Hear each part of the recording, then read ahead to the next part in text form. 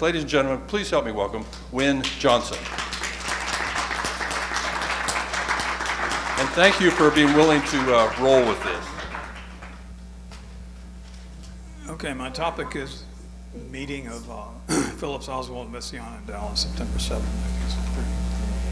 1963. First thing I want to say is, okay, if you dislike me or my presentation, please take it up with me if you must, not the organizers of the conference.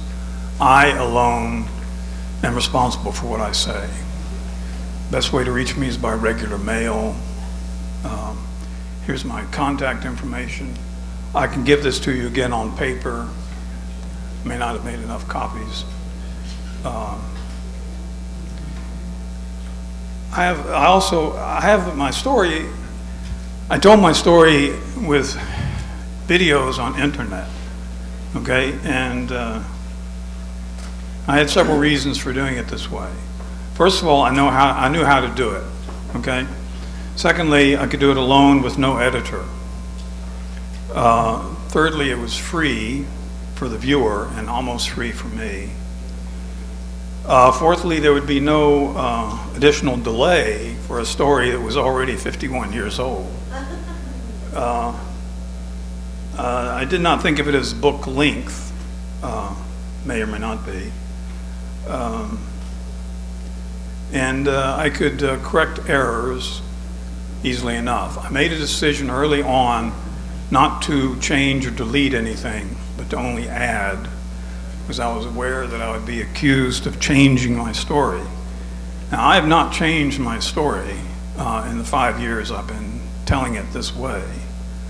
I did appear at this conference in 2014, and I used a video that I had prepared for that purpose.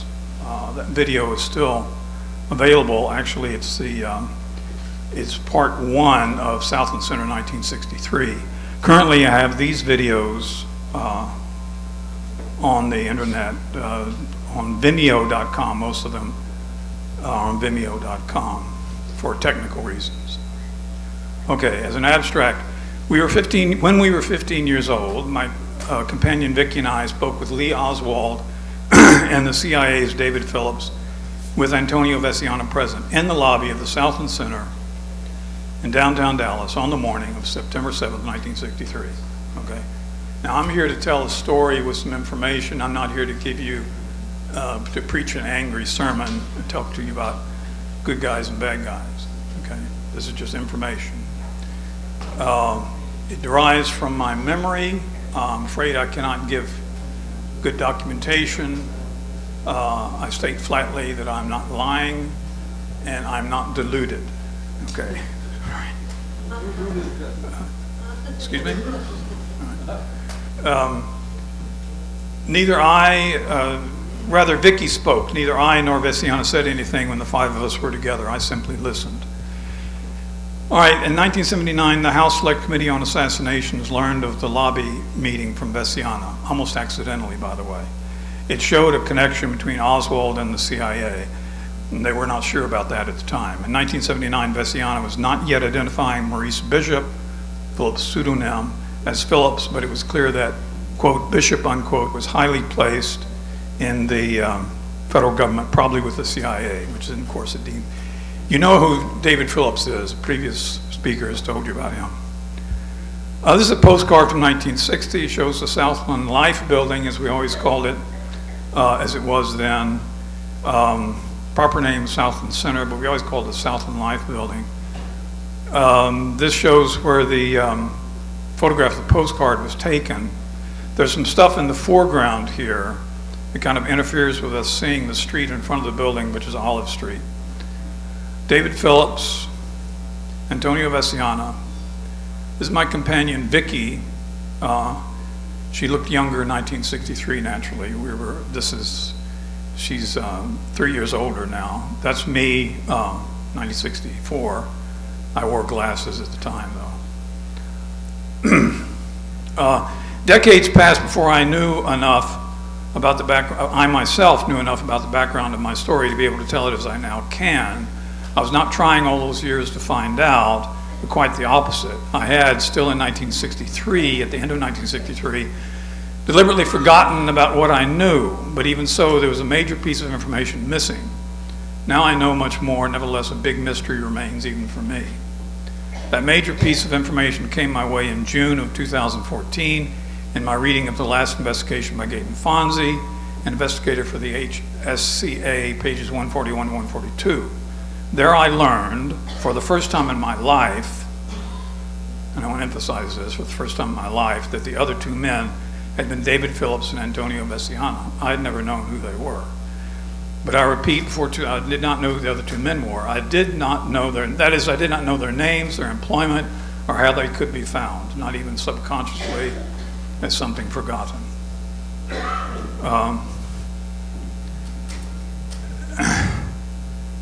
An important section, my longest video, is titled When I Knew What. However culpable I may be as a witness too long silent, merely in order to believe my story, you would have to understand also that I did not know enough until June of 2014. I did not know enough to counter my decision to forget the incident amid the prevailing but absurd notion that JFK assassination was merely a sad event. You know, I'm sure you all know how that story went. The details make this notion absurd, details kept from the public and still being kept from the public by the major media, unless they could be presented as very dubious to be believed only by, quote, conspiracy theorists, unquote. I will say also something, if I have time, about how silence was further encouraged, at least in a few witnesses in Dallas, including me and Vicky, in the week after the assassination. This may have happened with others. Okay, I must explain what Vicky and I were doing there on that morning, or what I thought we were doing at the time.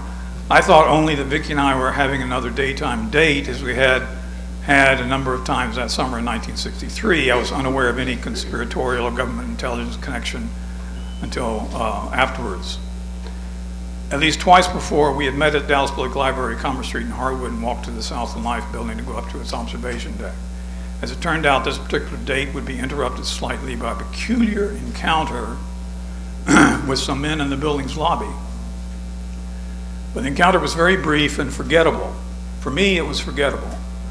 I never saw the men again until 11 weeks later, first Vicky and then I recognized one of them in the news as the accused assassin, Lee Oswald. And two, in 1965, I did see David Phillips in person again, although he probably did not see me. Thirdly, in 2015, I went to see Antonio Veciana in person in Miami. I talked to him for about an hour in Spanish. I speak Spanish now. I did not speak Spanish in 1963. Lee Oswald, though obscure, was not unknown to the public. There are a lot of things, these details are important if you want to believe that, you want to understand the whole story. I myself heard his radio interview in August, recorded and rebroadcast in Dallas. I did not remember his name, however. I did not commit it to memory. You can still hear that interview. It's on YouTube. Just look it up. Look up Oswald interview, August 1963 or something like that. I missed a phone call at home on the evening of the 6th. That's the day before. I never found out who called. Okay, the mystery for me that I mentioned was basically what Vicky knew beforehand and how she knew it. I've never known. We never talked about this. My relationship with her lasted 5 years, and we did not talk about this. On the morning of the 7th, Vicky called me to ask if I could meet her downtown at the library. She wanted to go to the South and Life building again. Of course, I was very happy to be able to see her, as I always was. She asked me to bring a camera. I said that I could and would, and I did. I drove downtown, parked, and walked to the library. When I got to the library, Vicky was already there. I think that, to me, this indicates probably that she got a ride there or was already downtown when she called me, because she had to come, otherwise she had to come by bus, and I think I could have gotten there faster in the car as I did.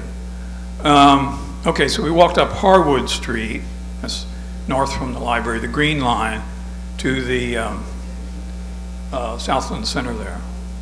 Here's a detail, the 2 blocks south of the building, green line, Wynne and Vicky on foot, orange line, route of taxi. Orange circle where the passenger taxi got out, okay? We walked north on Harwood Street, ran into a friend of mine on the way, said hello and went on. We walked east on the north side of Live Oak. As we walked east, a taxi passed us, going east, making a lot of noise and careening left around the corner onto Olive Street. Olive Street, rather Live Oak Street is now one way the other way. At that time it was one way going east, now it's one way going west. We walked east on the north side and this taxi passed us and Vicky said, did you see that? And I said, yes. The taxi, yes. I said, the taxi, yes, or the taxi, yeah. So it's important. We both remarked on this at the time. It's not my imagination. The taxi was really operated like that. In fact, I vaguely remember that it honked before it passed us. I'll say something about that. I might as well say it right now. I have a conjecture, and I emphasize this, it's a conjecture, it's a conjecture, it's a conjecture, it's speculation, because I did not see the driver. But based on everything that Judith wrote about David Atlee Phillips, I strongly suspect that the driver was not David Atlee Phillips, David William Ferry. I strongly suspect that the driver was Dave Ferry. We know from her that Dave Ferry was in the Dallas-Fort Worth area on that weekend. We know that Dave Ferry and Lee Oswald were working together to find out more about the assassination. This was an important meeting, by the way, as it turned out, for those 3 men. Veciana had come from Florida, against court order, by the way. Phillips had come from Mexico City, and of course Oswald had come from New Orleans to meet here at this time. She said, then Vicky's mood changed and she got rather pensive and said, there's something I have to tell you. There will be some people in the building. I didn't know what she was talking about. And I thought maybe she meant blacks. Now, if you think we're racist, that's not really the point here. The point is that I didn't have any idea what she was talking about. Why? Of course there can be some people in the building, but I didn't know why she was saying it that way. As we neared Olive Street, I heard a car door slam. Looking north up Olive, I could see a young man, but older than myself, outside the taxi, leaning into the passenger side window and conversing with the driver. Okay, this is a view up Olive Street as it appears now. I have an arrow there as to where the taxi stopped here. Here's a view up the Olive Street sidewalk. We walked up that sidewalk. On the right is a paved area. It used to be a grassy patio. There's a ramp where the door was that we went in. The ramp is still there. The door is not. Of course, this building has been remodeled, I don't know how many times, but that ramp is still there. I actually tripped over that ramp on the way in. I remember it. Here's a detail from the postcard. Horizontal arrow is Olive Street. The vertical arrow points to the patio. Now the passenger was Lee Oswald, taxi passenger. He went in through the patio into the building, not into the, he didn't take the entrance we took. We took the entrance over the ramp. He went around the corner into the building.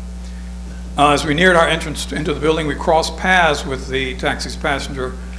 Our entrance led into a long hallway, which Vicky wanted to walk down slowly, as we did, exceptionally slowly, and I didn't understand why she wanted to do this, but okay. At the end of the hallway, we went through the doors into the lobby. I looked for blacks, hadn't forgotten that, and I saw none. By the way, this is really a crazy thought, but I remember having the thought, and I'm just being honest enough to say this, because we wouldn't have had any trouble from blacks in that part of downtown Dallas.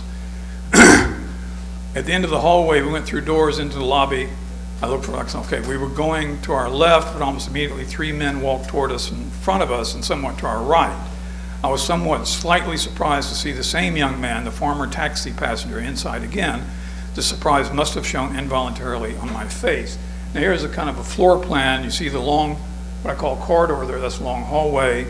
We went up there, and the 5 of us were where we indicated. Now it's important that Veciana and Lee Oswald are on opposite sides of Phillips, okay?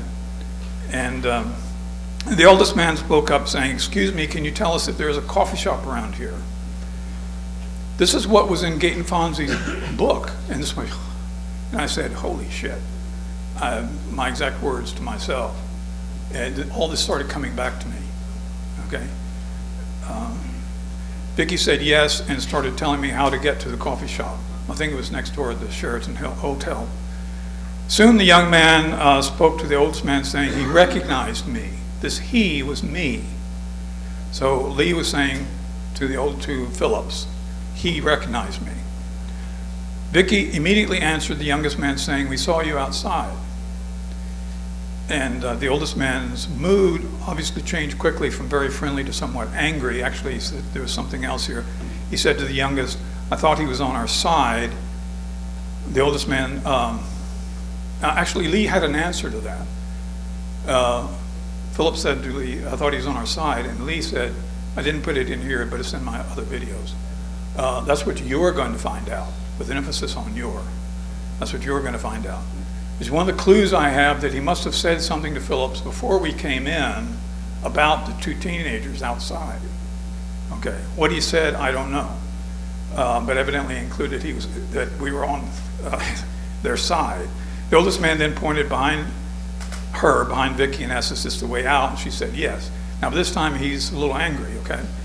The youngest man said in a low tone, "There's another way out back here," as he pointed behind himself to how he himself had come in. Okay. Now we went on to our left. We were going up to the observation deck. Our backs were to the men, but I looked back toward them to be sure they were gone as I pulled my camera out of my pocket to show Vicki that I did in fact have a camera. So she had not answered his literal question literally correctly. I did have a camera, but he probably meant, had I taken any pictures? And no, I had not taken any pictures. Okay, Vicki and I went up to the observation deck. I did take one boring photograph up there. We decided to take our time coming back down because we thought those men were a little sinister down there in the lobby. After coming back down and passing through the long hallway again to get out of the building back to Olive Street, we walked back to the library and back into my car. I was going to take Vicki home. In the car, she said, for the first time, we were both sitting in the car, what she had not even hinted at earlier, that she had heard that those men in the lobby wanted to kill Castro and Kennedy. She had heard this. She asked me whether we should tell the police. I said that we could count on the Secret Service and the FBI to protect the president and that we did not have to get involved. Okay, that's what I said. Not the right thing to say, I know. I did not take her information seriously enough. It can be seen with hindsight, obviously. There was a time when John Kennedy was not known for what he is now most famous for, getting assassinated. I think that's what most people know about John Kennedy worldwide. He got assassinated. Do they know anything else? I don't know. This was that time. Having grown up in the Eisenhower years when presidential assassinations were the stuff of history books only, and being only 15 years old, we cannot realistically imagine such a thing. Not realistically. We trusted the Secret Service to protect the president. We were naive, but no more than others, even much older people who saw nothing amiss in an open limousine presidential motorcades through big cities. Well, and we know from Mr. Palamara that they did a better job in other cities than in Dallas. Also, Lyndon Johnson, this is terribly important. Lyndon Johnson was not known at the time of the assassination as an advocate of racial equality or integration. He was a typical Texas politician, more or less segregationist, as any Texas politician almost had to be in those days. He was not the hero of civil rights that he became in 1964. Personally, I think he was kind of forced to that political position by the martyrdom of Kennedy. Okay. Vicki said there was something else she wanted to do downtown. She wanted to go by Teich's department store and go in and try to see a woman there. So we went to Teich's department store. I parked on the north side of Main Street. I waited in the car And I remember that, waiting a long time. And she went in. I wondered what was keeping her so long. She finally came out, and she said that the woman was not there. They told her nobody by that name worked there. And then she said, "You may need to know the name. It's Ruth Ann." Okay. Now, I don't know whether she knew the name before she went in the store or found out the name inside the store. I don't know what happened inside the store. I've never known. I don't know to this day. I must mention this name, Ruth Ann, because in the story told by Loy Factor to Mark Cullum and Glenn Sample, Ruth Ann Martinez, they did not know her last name, but I know it otherwise, had a big role, even for even being for a short time with Loy on the 6th floor during the shooting.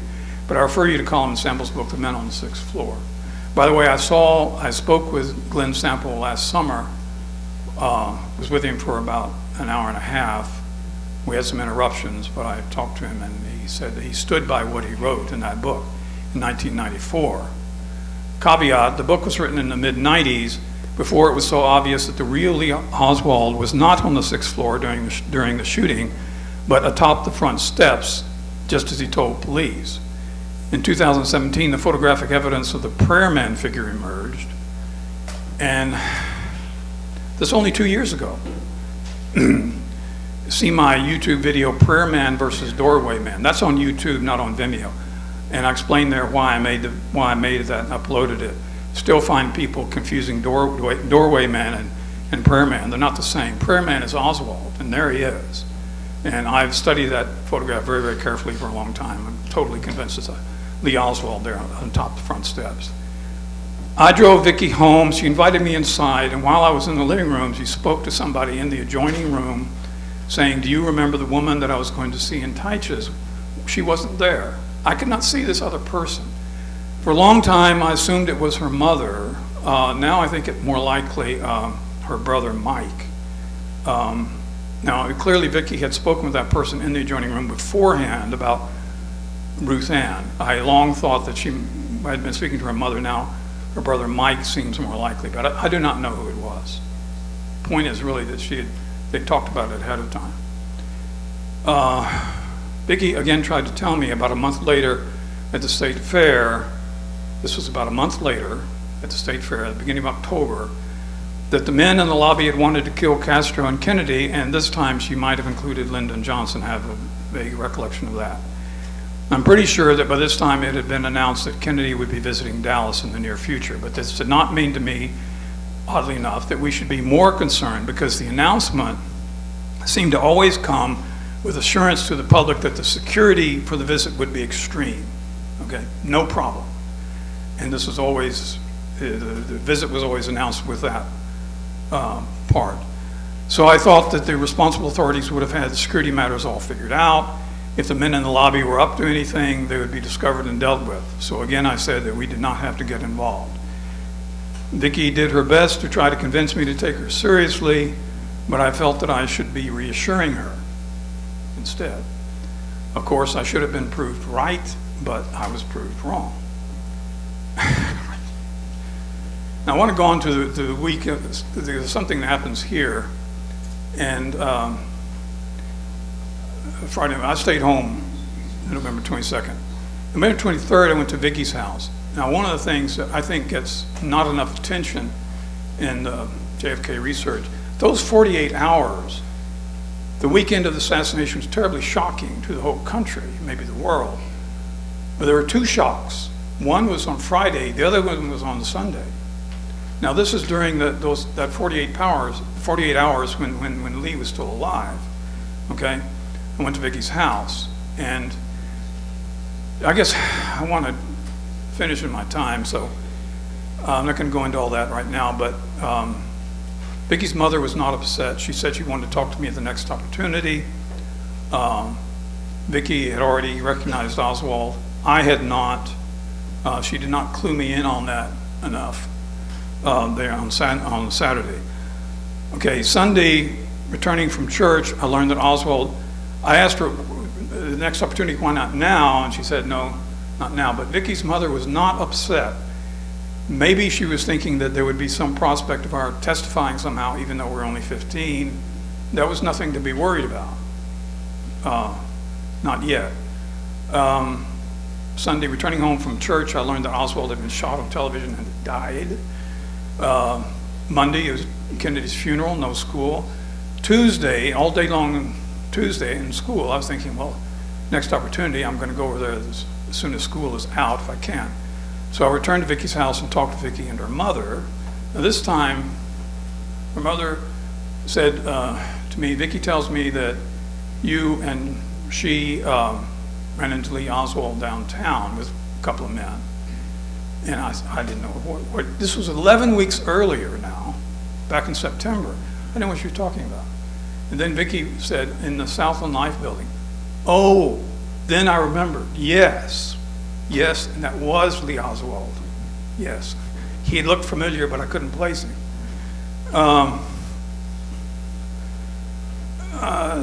Well, Vicky's mother went on to say she didn't want us to talk about it.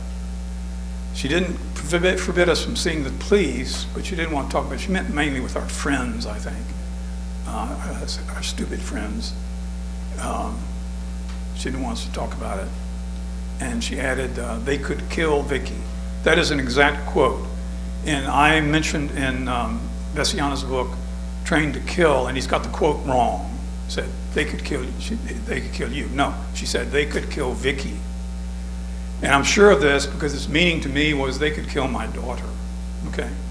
So, okay, I mean, I understood. Obviously, they could kill me too. They could kill that whole family. And that was pretty obvious. Okay. Now the next day, my own mother talked to me. She had talked to Vicky's mother by telephone, I assume by telephone. And my mother agreed that we should not talk about it. And she said, just let the authorities handle it, okay?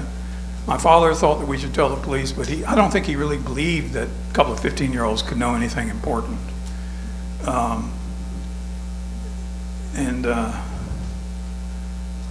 Okay, Thursday, Thanksgiving Day, I returned to Vicky's house. As I was leaving, Vicky told me the quote, dark rumor in vague terms. Now this is important because this was motive in that family and some other, I think another family in Oak Cliff and in Dallas. This rumor started circulating about, well, it was a consequence of Lyndon Johnson's ascending to the White House and Lyndon Johnson's not being noted for civil rights, okay?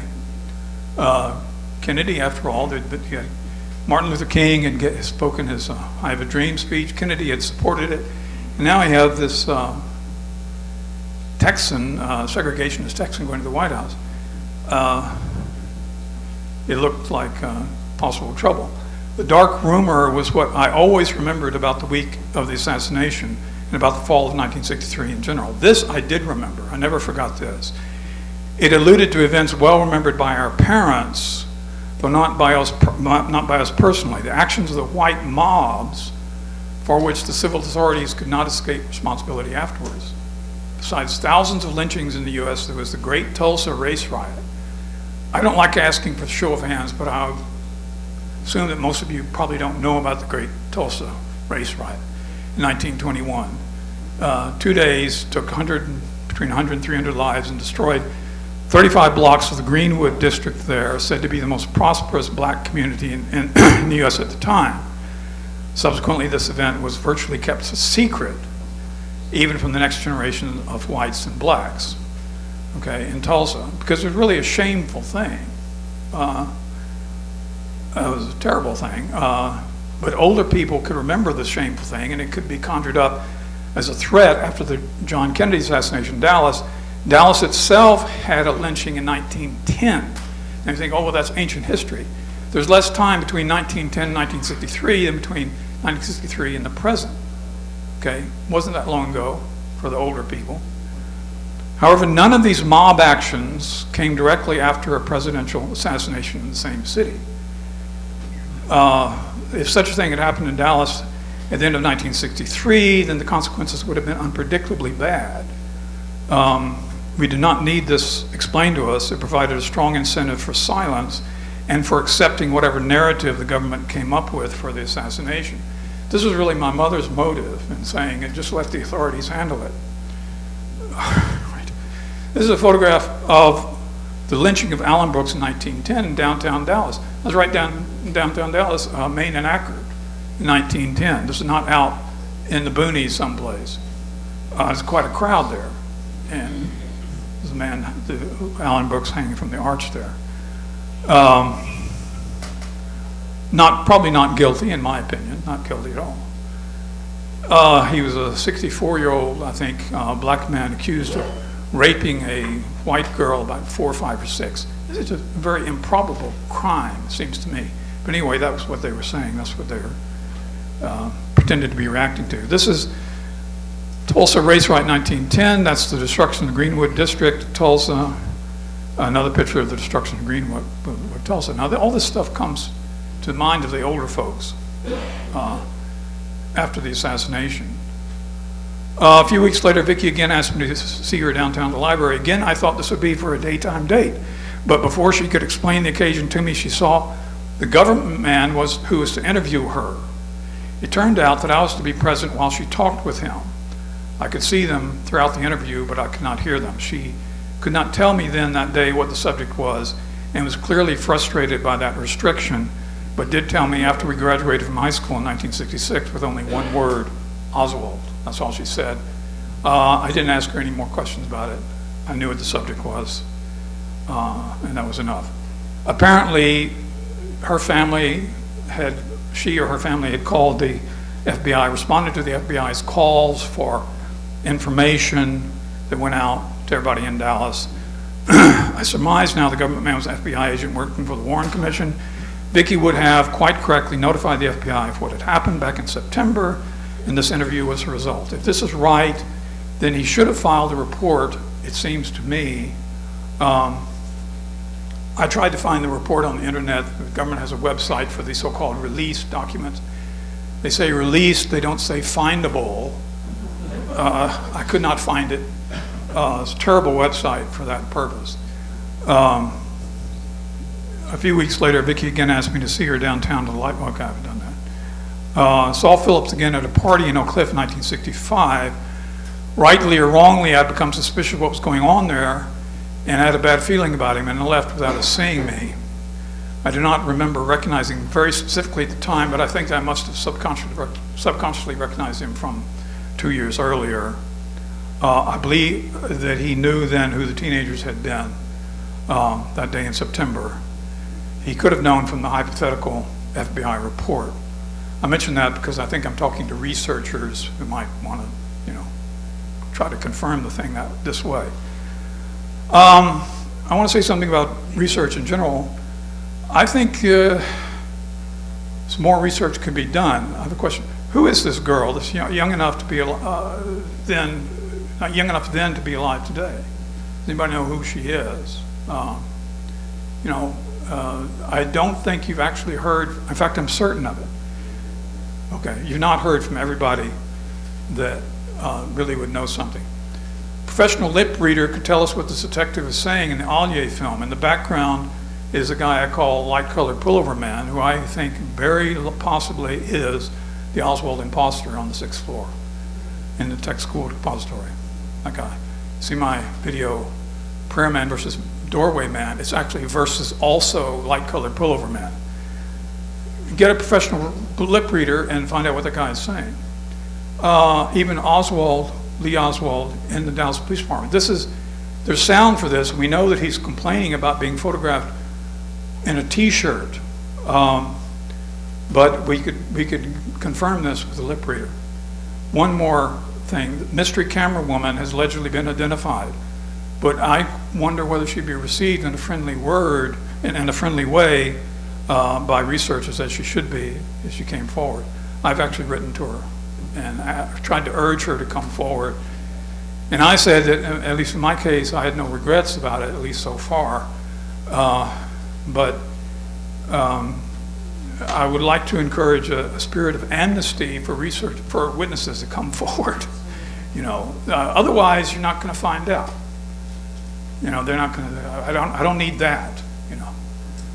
Okay.